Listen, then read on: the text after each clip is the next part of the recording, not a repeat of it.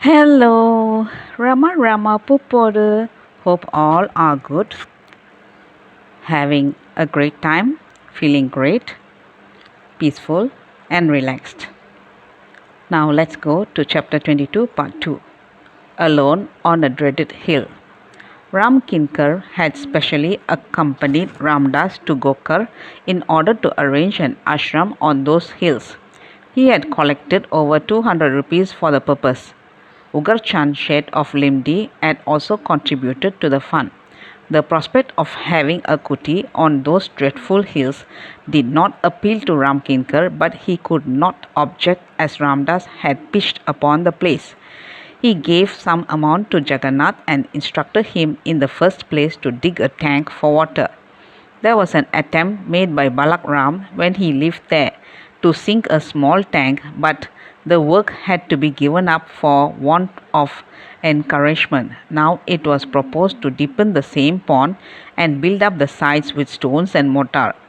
Coolies were engaged for the work, and on digging a few feet, a spring was lighted upon, which supplied the small tank with water. The work was going on when one of the friends quarreled with Jagannath, who managed the work, over the wages paid to the coolies, and the work stopped, never to be taken up again.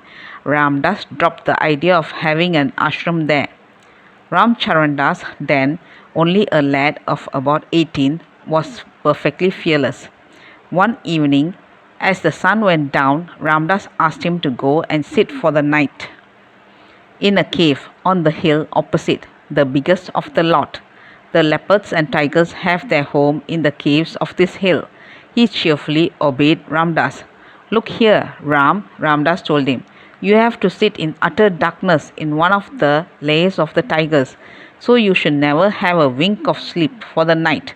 Repeat the Ram mantram without stoppage, and you have no fear. Go, he went. The night passed. At daybreak, Ramdas came out of his cave and saw Ramcharandas descending the hill he had occupied in the night.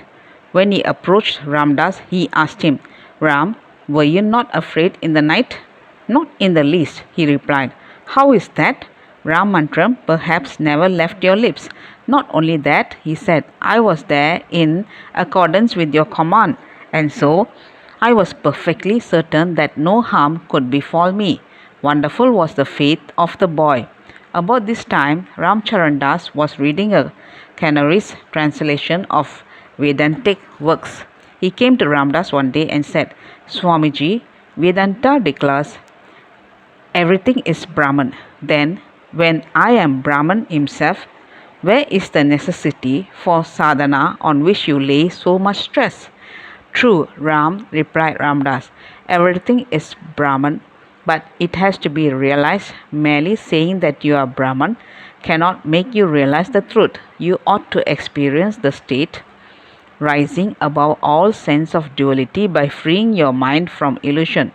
Your I should no longer be the local, narrow individual I, but the universal, eternal, and absolute I. To realize this inevitable, perfect state, sadhanas are necessary. Mind and its desires have to be conquered by concentration and purification. When there is nothing but Brahman, who is to do sadhana? Ramcharandas put in. You will know. Experience will teach you that the jiva has a false existence. Still, it exists encompassed by darkness and ignorance, said Ramdas. He was not convinced, but it was not long before he was. He gave up repetition of God's name and early rising. He slept like a log till late in the morning, and again in the noon he slept for long hours. The result was that he was seized with unusual hunger. Steadily he went go into the bottom cave, which was used for a store, and mixing large quantities of mingled food stuff called satwa with water, he would quietly eat it. This he took in addition to the usual food, with regard to which a fight ensued between him and Kalu, the cook, who complained that Ramcharandas would eat up all the rotis, leaving them nothing. One morning he appeared before Ramdas with a mottled face, full of red eruptions. "What is the matter with you, Ram?" Ramdas asked. "Don't know. I feel also feverish," he replied with a wry face. "It is all due to overeating. Sattva had manifested itself on the face. Is it not so?" Ramdas said, laughing. He was quiet as a mummy. Then he crouched near Ramdas in the tiny cave he occupied, fully covered with his cloth but shivering with high fever. "Ram, are you not Brahman?"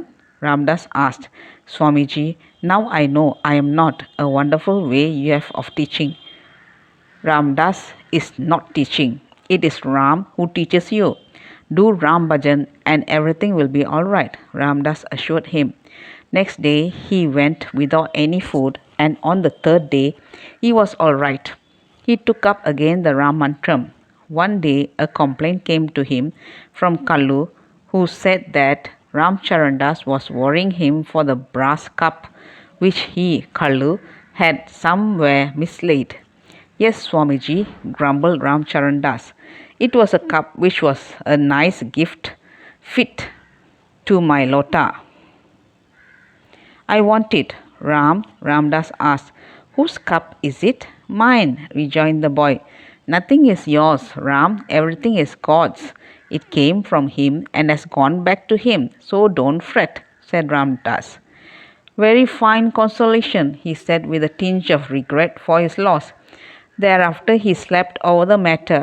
One day he said that he was going to Chatarpur to stay for some time with Balak Ram, who was holding his durbar on one of the hills of the state.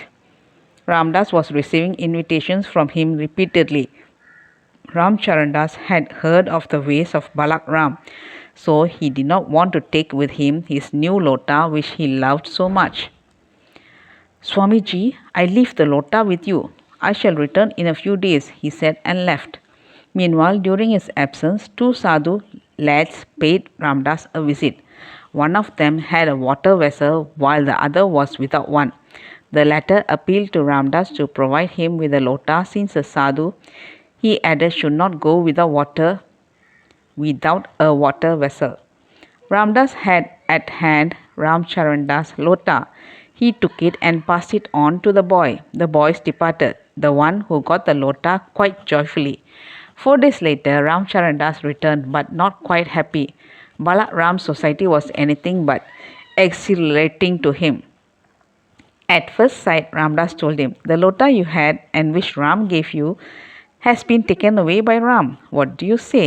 He blinked and then smiled, because he had held that Ramdas' decisions were final and not to be questioned. He had always submitted without a word. He had some friends in the town, among whom was a rich merchant. He visited him that very day and returned in the evening with a brass kamandal and a large cup to fit its mouth. "How is this, Swamiji?" he said, pointing at the kamandal which he poised in his hand stylishly. "Grand, simply grand," replied Ramdas, laughing. Among the daily visitors there were two weavers. They presented Ramdas with a piece of pure kadar. One of them, who came in the evening, overstayed. There was the usual kirtan. The pious weaver was so absorbed in the music that he lost all account of time. It might have been past midnight when he suddenly came to himself and exclaimed, "Oh, I meant to return home early in the evening. Now my people at home would be very anxious about me, since I have stayed away for the night. I am scarcely absent from home after dark without their knowledge." "Well," Ramdas suggested, "you may go home at once." His house was at a distance of about 3 miles from the hills, and his way lay through the jungle. The night was pitch dark, and the wild beasts freely roamed in the jungles at the time of the night. He hesitated to venture out, but Ramdas assured him safe journey provided he kept Ram Nam on his tongue.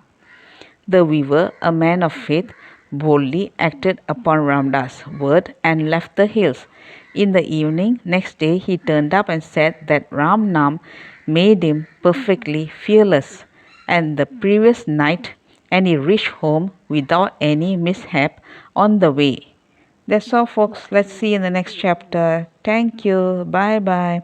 Rama Rama Pupoda.